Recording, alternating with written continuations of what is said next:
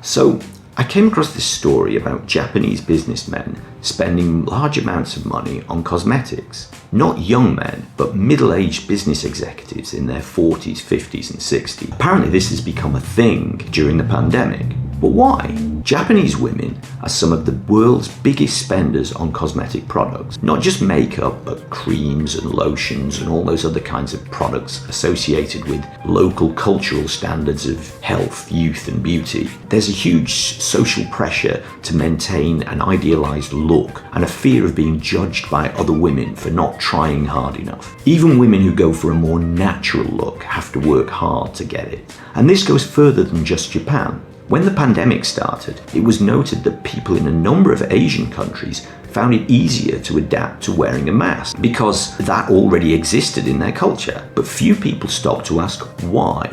Wearing surgical masks in more normal times has less to do with health and hygiene and more to do with not wishing to be seen, having not had time to apply sufficient makeup in the morning. Maybe the pandemic has taken a little of that pressure off.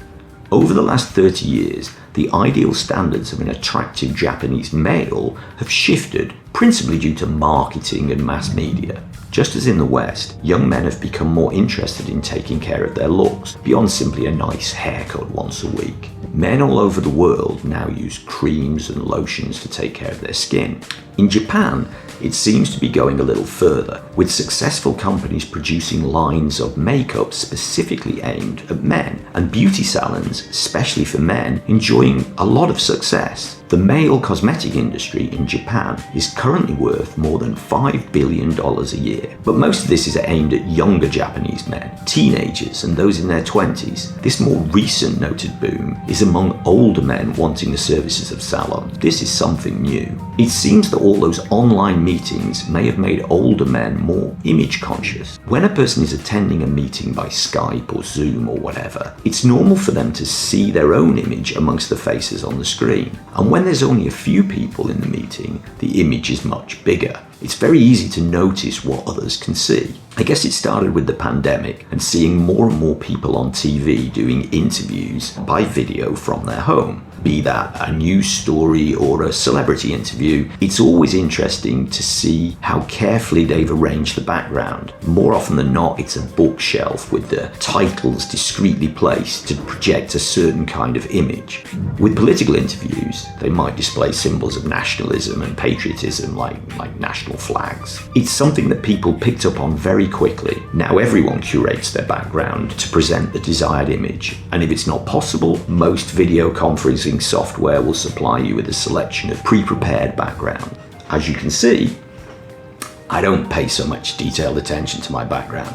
This isn't by choice, but due to the limitations of my current living situation.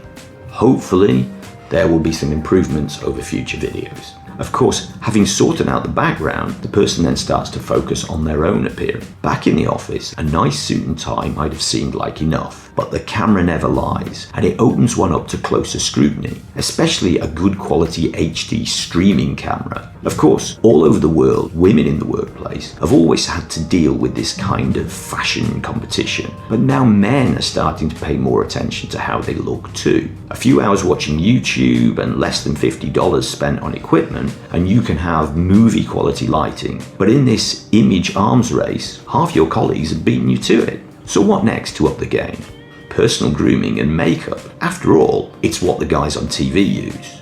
Maybe it's a cultural thing. If women in Japanese society use a lot of makeup, more than in most other countries, and young men are looking after their appearance more, maybe it isn't such a great leap for older men to do so too. I don't know. But I can't imagine it catching on in some of the more macho cultures around the world. As the pandemic fades and people start to return to the office, online meetings will obviously decrease in frequency. But many workers say they only want to go back part-time, 2 or 3 days a week in the office, 2 or 3 days at home. This will mean that video conferencing remains a part of life. I can imagine a small, carefully prepared corner of every home will be set up for these meetings. Home office equipment, HD streaming cameras and ring lights have already broken into the general market beyond their niche uses on YouTube and gamer live streams. I can see a whole world of products opening up to complement this, including, why not, specialist cosmetics. I bet there's already YouTube channels on how to apply male cosmetics in the workplace.